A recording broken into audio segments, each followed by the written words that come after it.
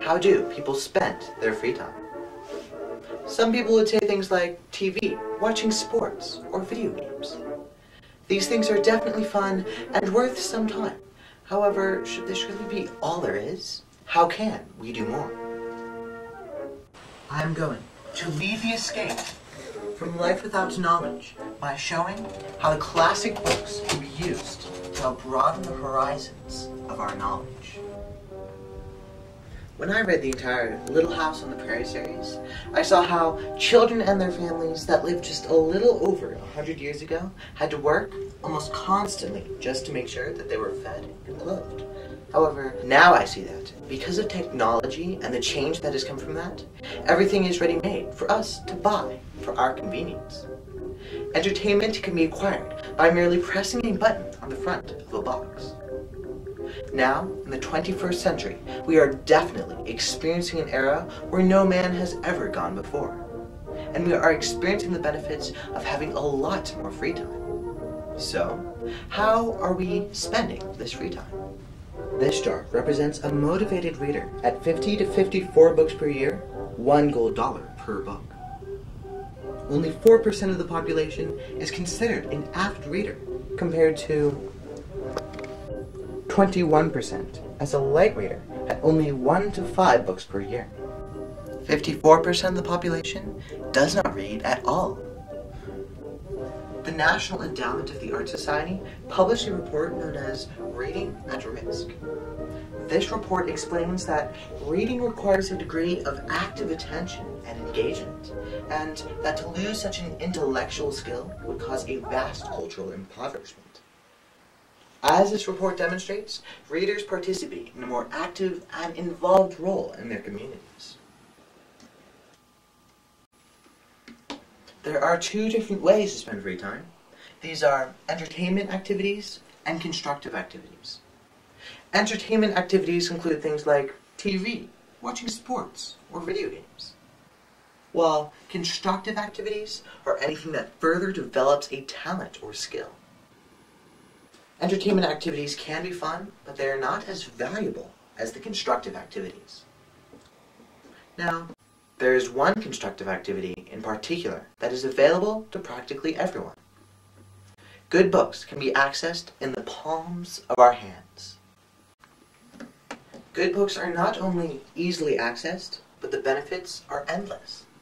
If one can become a reader, then you will begin to read better, to write better, and to concentrate better. A motivated reader has an easier time processing new information. They can learn how to sift through unrelated facts and find how these unrelated facts can fit into a whole. All of the books I've read have given me a wonderful ability to look at the world in many different ways and to observe things that others do not. Good books are not only educational, but also entertaining. In my free time, I don't just go down the street and hang out with friends. I travel the world. Every time I pick up a book, I can go to my own fascinating world and watch action that even movies can't match.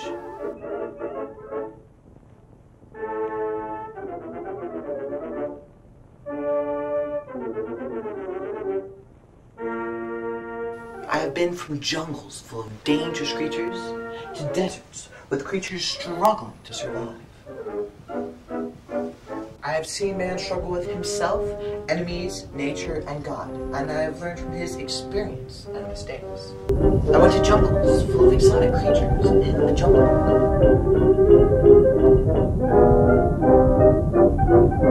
Or, in Treasure Island, I went to islands full of nasty pirates. Lastly, I traveled the seas in Carry On, Mr. Bowditch. Many of the characters of the books by G.A. Henty can teach you important facts about the time you are reading about, while forming this usually boring information into a story and keep you hooked for days.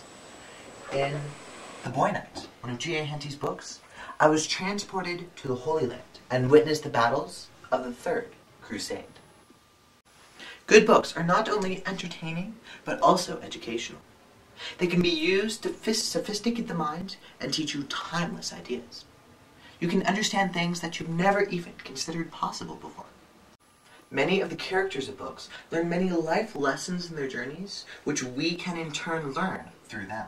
In The Adventures of Huckleberry Finn, Huck escapes from his own world down the Mississippi River. He says, "There ain't no home like a raft.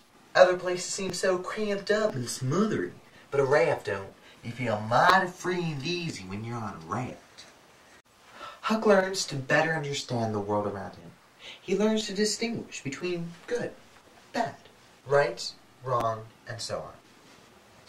In Alice in Wonderland, Alice escapes from her own world through a rabbit hole. She learns that life can never be completely understood, and that even when problems seem familiar or solvable, they will oftentimes take paths that you never expect them to take. Alice herself says, "It would be so nice if something made sense for a change."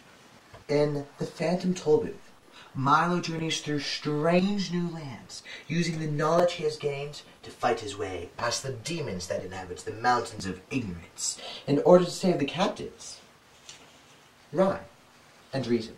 Rhyme tells Milo that it's not just what you learn, but why you learn that matters, and that what to do with what you learn is most important. Reason tells Milo that you must never feel bad about making mistakes as long as you take the time to learn from them, for you often learn more from being wrong for the right reasons than being right for the wrong ones. All these characters escaped from their own worlds and became better people because of the adventures that they took.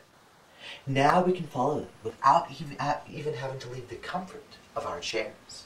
Sadly, those that do not read books have never visited any of these great worlds because they only care about having fun and having action fill every moment of their lives.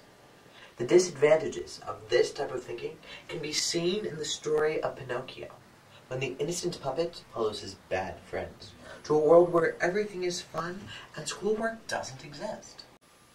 However, after a while, the children on Pleasure Island slowly start turning into donkeys because of the grandeur of their stupidity. Even if they read a whole book, their mind would only be focused on how much they wanted to be somewhere else. Those that do not like reading have created a mental block for themselves because of their negativity towards books. Even if they read a whole book, their mind would only be focused on how much they wanted to be somewhere else. However, there is an easy way to become interested in reading. If you can just read one book for fun, it can be easier to read more books, and you can become a motivated reader. Or you could tell an intriguing beginning part of a story. For example, have you ever heard of the story of The Princess and the Frog? One day, the beautiful princess was playing with her favorite golden ball outside of the palace. However, her ball fell into a nearby well. She asked a frog to get it for her in exchange for a promise. What was this promise? You'll have to read the book to know the rest. Once one book is read, it can be easier to read more books, and you can become a motivated reader. That way, we can lead the escape from a life of nothing more than entertainment and move to new levels of understanding. So, now that you know both sides of the coin, how do you plan to spend your time?